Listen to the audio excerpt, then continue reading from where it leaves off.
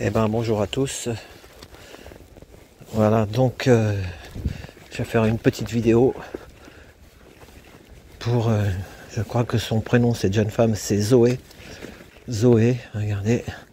Et en même temps, je sais pas, j'ai entendu, j'étais à la maison au chaud, mais j'ai dit il faut que je fasse une vidéo. Donc on va la faire. Et à la fin je vous dirai, vous pourrez voir son visage, c'est sur une chaîne, ça vient d'être mis. Et comme c'est un peu mon combat aussi depuis 6 ans. Donc là on va être au calme. Voilà, donc c'est une jeune femme qui a fugué depuis l'âge de 14 ans.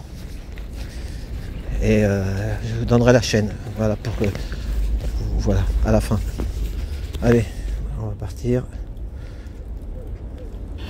Bonjour. Tu t'appelles comment? Je m'appelle Zoé. T'as quel âge, Zoé? J'ai 21 ans, je suis né à Annecy, en 74. Une très belle ville, même avec un très grand lac. Et comment t'as atterri à Paris? Bah, j'ai atterri à Paris en fugue, j'étais en foyer, en fait. Donc, du coup, j'ai essayé 2 tentatives. Désolée si je pleure. T'as fugué parce que ça se passait pas bien en foyer? Non, parce que j'étais dans un foyer, en fait. Moi, j'accepte pas l'autorité parentale qui ne dit pas de mes parents. T'avais quel âge à ce moment? Bah, j'avais 13 ans quand je suis rentré au foyer. T'es jeune. Je suis resté 2 ans là-bas. Donc j'ai fait foyer, j'ai fait Saint-Nazaire, Nantes, j'ai Bretagne.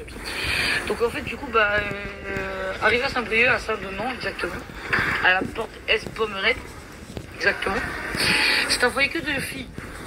Ça s'appelait l'Esquisse. J'ai pété un câble parce que bah, les éducateurs là-bas, vas-y, ils te prennent comme des moins que rien. Genre, ils te demandent d'écrire ton horaire pour te réveiller pour aller en cours, quoi. Non, mais genre comme si t'étais teubé pour pas te réveiller. Donc, moi, l'autorité parentale qui n'est pas mes parents, je ne peux pas. Donc, du coup, bah, j'ai décidé de fuir. Et en fait, bah, à la télé, j'ai vu des publicités à Paris. Donc, travail, maison, argent, tout ça, quoi. Arrivé à Paris, je me suis dit, waouh, la galère. Donc, j'ai commencé à traîner à la place de la Chapelle, là où il y a les cigarettes. T'avais quel âge à ce moment quand t'arrives à Paris? J'avais 14 ans. J'allais sur mes 15 ans. Tu t'es débrouillée toute seule? Depuis tes 15 ans, tu te débrouillais toute seule? Ouais. Quand t'es venu ici, t'as pas essayé d'aller dans des services sociaux? Non. J'ai même menti aux services sociaux pendant 5 ans en disant que j'étais majeur alors que j'étais mineur. Ils m'ont cru. Même à la police, j'ai fait ça. Et tu te débrouillais comment à 15 ans? T'étais confiante dans la rue? Bah, je peux pas te le dire parce que je m'en rappelle plus. Et ça me fait mal. Parce que mon adolescence, je me rappelle même. Je me rappelle comment je suis venu à Paris, qui j'ai rencontré quand je suis venu. Ça, ouais. Mais maintenant, mon adolescence, non. Je pourrais pas vous en parler. Et du coup, depuis tes 15 ans, t'es resté à la rue, t'es jamais allé voir de services sociaux? Non, je suis... Bah, du coup, en fait, je rentrais dans les associations pour prendre ma douche, quoi, tu vois, normal, quoi. C'est tout, pas pour dormir. Rester propre, tu vois. Faut prendre soin de soi, quoi, tu vois. Mais j'ai été en couple avec un mec pendant 1 an et 2 mois. Premier amour de ma vie. Hein. Bon, bah, ça s'est terminé, quoi. Du coup, bah, voilà. Je vais peut-être m'afficher en disant ça, mais je suis fière de le dire et ça me fait du bien. J'ai peut-être tourné avec tous ses potes, mais au moins j'ai vu le vrai visage des gens, tu vois. Parce qu'alors qu'il est, il n'y a plus personne. C'est quoi? C'était des mythos? Il disait quoi? Bah, il me disait oui, moi, tu verras, si t'es avec moi, je vais tout te donner, frère. Alors qu'il est, tu me donnes quoi? Alors qu'il est, je revends. Alors qu'il est, je vends à mon compte. Je suis pas la pute, non, non. Je l'ai fait, hein.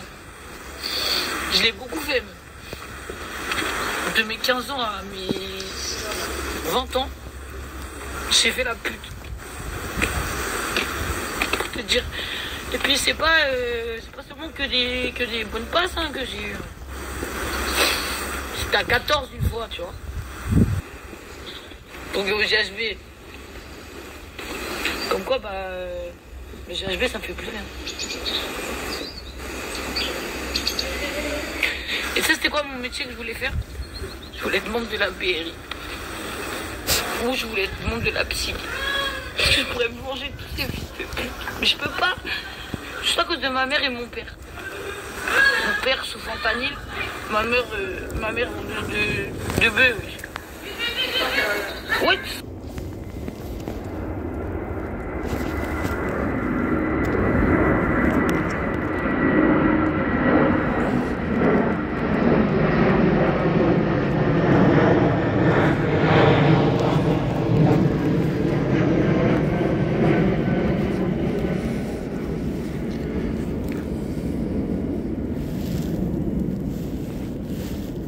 Ah, mais conneries que je te raconte, hein. Tu crois pas. T'as gardé contact avec tes parents? Mon père disait, il a mis 47 coups de couteau à quelqu'un. Et il lui a pressé tous ses os, c'est lui qui m'a fait ça. Il s'est rendu au commissariat, il a dit, monsieur, j'ai tué. Il a osé porter la main sur ma fille. Monsieur, j'ai tué. Je veux la comparution immédiate. Et il a demandé pas de parloir, pas d'appel, pas de lettre, pas de promenade. Une seule lettre à me remettre à mes 18 ans, par la police elle-même. Par le mec qui l'a enfermé lui. C'est-à-dire que j'ai dû me rendre là-bas. Le mec qui a pris la décision d'enfermer mon père m'a remis sa lettre de 15 pages. Elle disait quoi la lettre? Ma fille. Je la connais par cœur. Je te présente mes excuses de n'avoir jamais été là. Je te présente aussi mes excuses par rapport à ton enfance. Parce que tu connais pas les hommes. Et à l'heure d'aujourd'hui, tu les connaîtras jamais. Ma fille, fais attention. Il y a beaucoup de traîtres. Même tes meilleurs amis, ils pourront te trahir. Par contre, regarde bien tes pires ennemis. Jamais eux, ils vont te trahir. Mais ils sont toujours là quand tu as besoin. Et alors qu'il est, je te coupe, je coupe la lettre, alors qu'il est, moi, dans toutes les embrouilles que j'ai eues, c'est toujours les gens qui m'aimaient pas qui venaient me défendre. Pourquoi? Meilleur ami, moi, c'est ça. Elle te trompe pas, elle. La poche. Il me dit, ma fille, il m'a raconté comment mes parents ils se sont rencontrés. Le jour où ta maman et moi on s'est rencontrés, je faisais la manche devant Super U à Annecy. J'avais un chien et je le frappais. Ah, il m'a tout dit, hein. Je te m'entends, je te regarde dans les yeux. Hein. Ta maman est rentrée, donc je lui ai dit très belle couleur de cheveux parce que ma mère elle avait les cheveux rouges. Style punk, tu vois. Lui il était un peu style teuf, tu vois, parce que je suis teufeuse. Je suis en teuf et tout. Je suis désolée si je te regarde pas dans les yeux parce que ça je peux pas. Parce que ça c'est une partie que mes parents, enfin c'est la route de mes parents, je peux pas te regarder en face si c'était pas de ma famille, je suis désolée. Il lui a dit, madame, vous avez très beaux cheveux. Elle lui a dit, merci, t'as un très beau chien. Mon père il lui a dit, excusez-moi, est-ce que vous pouvez me dépanner? C'est ce qu'il a écrit dans sa lettre. Moi sa lettre elle est dans ma tête. J'ai pas énuméré les 15 pages, tu vois. Il lui a dit, donc mon père il lui a demandé, est-ce que vous voyez pas un peu de monnaie ou un truc à manger? Ma mère elle me dit, attends je vais voir. Ma mère elle a fait ses courses, enceinte de moi, pas encore enceinte de moi, mais enceinte d'un enfant. Je sais pas s'il est né ou pas. Quand tu vas comprendre mon histoire de famille, même moi j'y comprends rien. Hein. Je m'attaque à ma mère, mais moi l'enfance de mon père j'y connais rien. Hein. Tu vois ou pas? Il n'y a personne qui veut m'en parler, bizarrement. Et puis, depuis, plus de nouvelles. Maintenant, ma mère, elle sort du magasin, elle voit mon père frapper son chien. Et il y a la gendarmerie juste là-bas.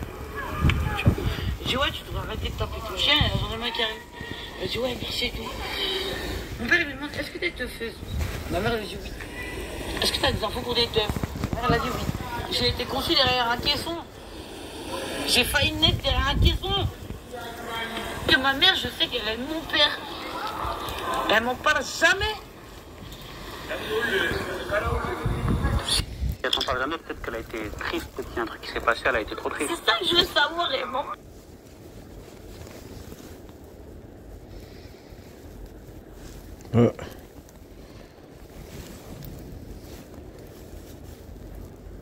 On parle pas.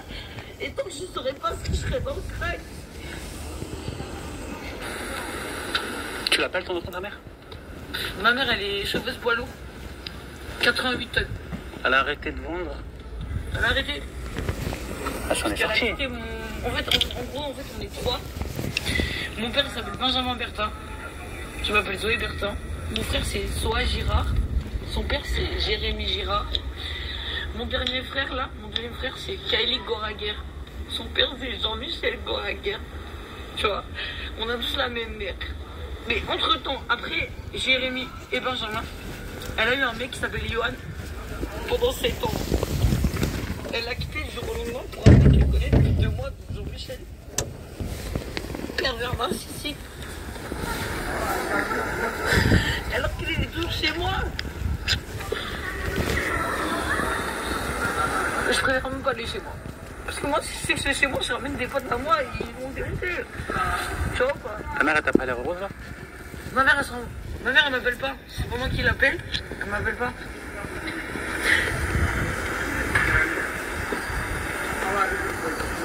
Et toi, du coup, la vie à Paris, c'est comment là? T'as des projets pour cette année?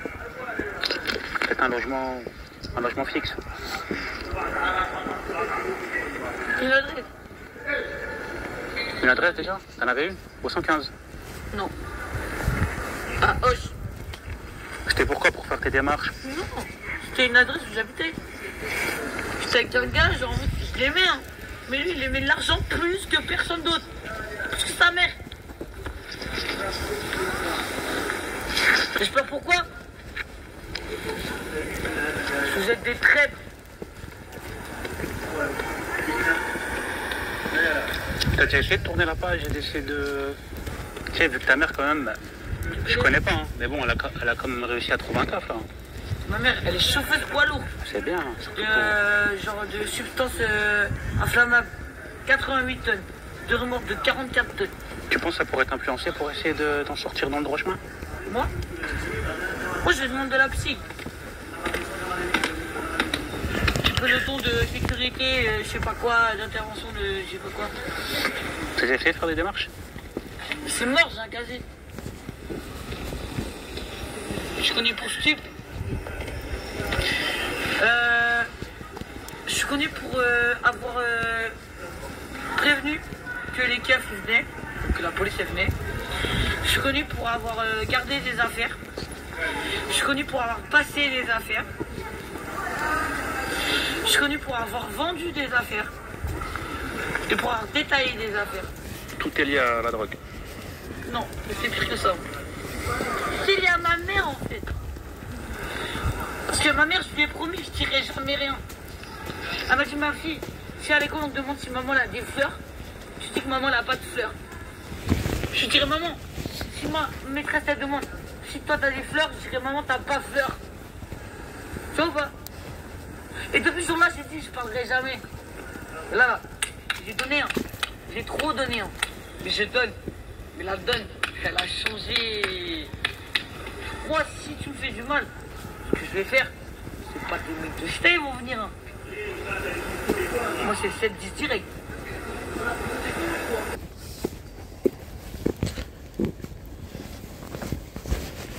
Voilà, je vais vous donner maintenant. Vous pourrez aller voir la vidéo entière. Attendez, parce que j'ai mis mes gants, c'est pas facile, ça caille. Attendez. Ça caille les amis.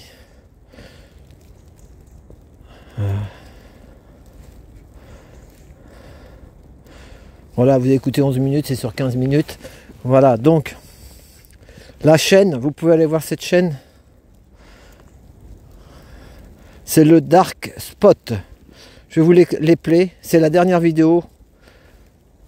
En fait, cette fille, la pauvre Zoé, son père, elle raconte l'histoire, il a tué un gars qui avait touché sa fille.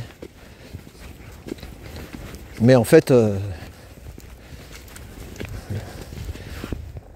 elle en veut après ses parents, mais moi je dirais aussi qu'il y a le système. On ne va pas donner de nom, c'est le système.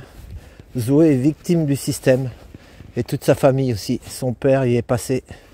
Elle sait pas, elle ne connaît pas l'histoire de son père, elle a dit, mais voilà. Et beaucoup ça finit comme ça. Donc ils mettent ça sur YouTube. Moi je vais vous donner le nom de la chaîne, j'ai pas mis la photo. Mais je vais vous donner le nom de la chaîne. Mon écran il est mouillé, il n'arrive pas.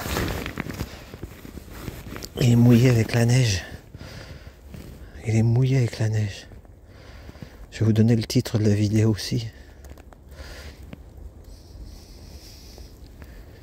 Voilà, ça y est. Mes parents ont gâché ma vie. Mais moi je dirais, c'est vrai, ses parents ont gâché sa vie, mais et le système aussi. Voilà. Il y a un gros problème dans le système. La drogue, le machin, le système. Voilà. Donc tout le monde cherche des solutions. En ce moment, Vincent Lapierre, il est à Lille. Il cherche aussi des solutions. Et les gens ils disent ça fait 30 ans, 40 ans que ça deal ici, que ça deal là, que ça fait ci, que ça fait ça. Mais est-ce qu'on se pose la question de savoir pourquoi ça deal? Qui est derrière? Qui dirige l'affaire? Voilà, espérons qu'un jour, mais tout doucement, ça ouvre. Quand j'entends ça, ça ouvre. Voilà, ça ouvre parce qu'il y a beaucoup de juges d'enfants. Maintenant, elle a 20 ans, cette jeune fille, mais depuis l'âge de 15 ans, elle est dehors. Elle dit oui, quand on m'arrêtait, que je disais que j'étais majeur, ils ne cherchaient pas à comprendre, mais il y en a tellement peut-être. On ne sait pas, on ne connaît pas tout. Voilà, mais enfin, elle y est. Vous allez voir son visage, ça s'appelle le Dark Spot, si vous êtes intéressé. Le Dark, D-A-R-K, plus loin, S-P-O-T. Le Dark Spot, voilà. Mes parents ont gâché ma vie et le système aussi. C'est pas que ses parents. Ses parents, son père aussi, à mon avis, il a subi la même chose. Et ça répète, et ça répète, et ça répète. Et cette chaîne, elle est sans fin. Si on la casse pas, elle s'arrêtera jamais. Elle va refaire des enfants, ça sera la même chose, et encore la même chose, et encore la même chose. Il faut casser ce système. Voilà. Ben, continuez le combat. Nadia, Inda, et puis Stéphanie, Mélanie. Voilà. Et ben, on sera là le 7, normalement c'est le 7, samedi 7 décembre. Voilà. Et ben, ça va, même Valérie, ça fait quelque chose, mais allez là, vous allez la voir parler, vous allez la voir, regardez là, voilà. Voilà. Allez, et ben, bonne soirée, et puis à samedi. Voilà, à tout bientôt. Merci.